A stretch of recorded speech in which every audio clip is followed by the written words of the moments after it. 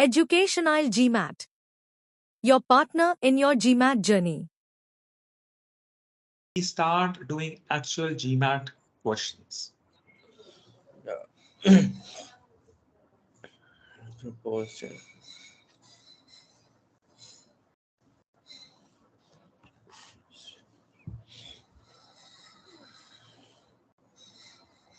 So both of you, I think, are from commerce backgrounds. Yeah. So you would be able to understand this perhaps slightly better.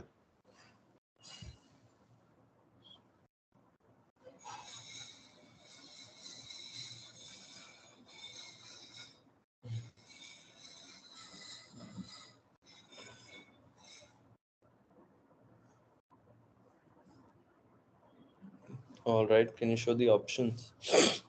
All right. First of all, can you explain, Shivan, what is your understanding? Because Basically that's says, important.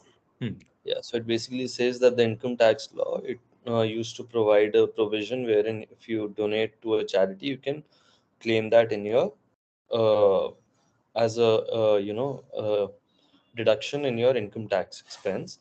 But since the federal income tax has stopped that allowance or whatever deduction, so then it says that many charitable trusts and organizations will face reduced donations, which will impact their Very operating. nice. Very nice. So again, there are few things. So for example, basically what it says is that let's say if a person used to make $1,000 donation, Yeah. then this, because of this donation, that person would earlier his taxable income reduced. So this person had to pay lesser tax because of the donation that this person has made. But then now the income tax laws have changed, which means even if he donates $1,000, it does not impact his taxes in any way, which means that there is no deduction in tax. This is the changed law. Now, few things, guys, that you have to keep in mind.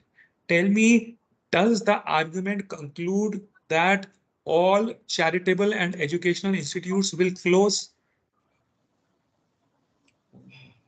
No. No. No, right? It just says they would have to reduce services.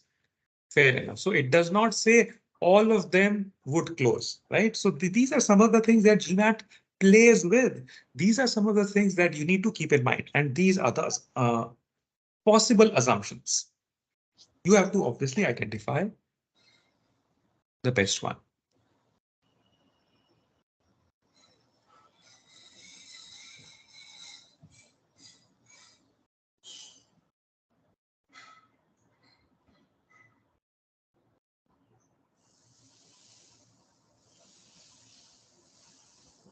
Beta is out.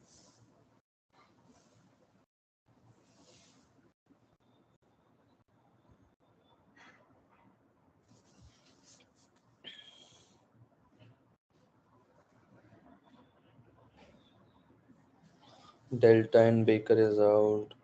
All right, Delta and Baker are out. Okay, all right. Should be changed to 19. See, again, do not lose focus. Do not lose focus. Based upon this conclusion, right?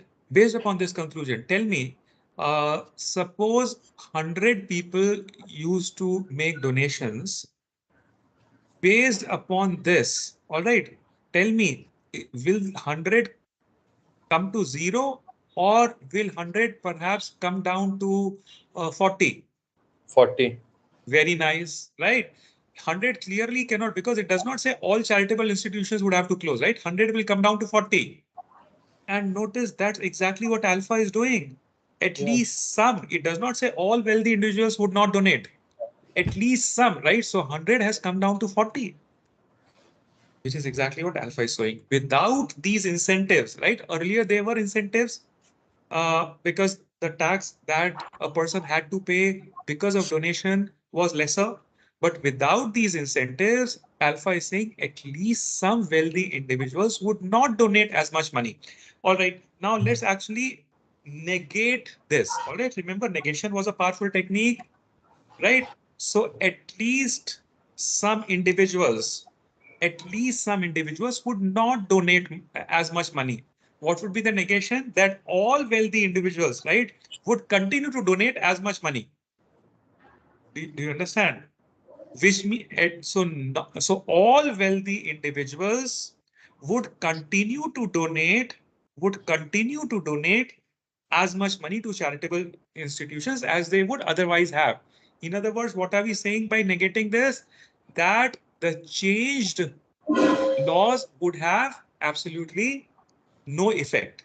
In other words, if 100 people were donating $1,000 each before the tax change, 100 people will continue to donate $1,000 each, which means tax rules, the change in tax rules has no effect. If it has no effect, then clearly this conclusion is invalid, because clearly then nothing would change. So no charitable or educational institute would have to reduce the services. So that's exactly what we discussed, that negating the assumption is making the conclusion invalid.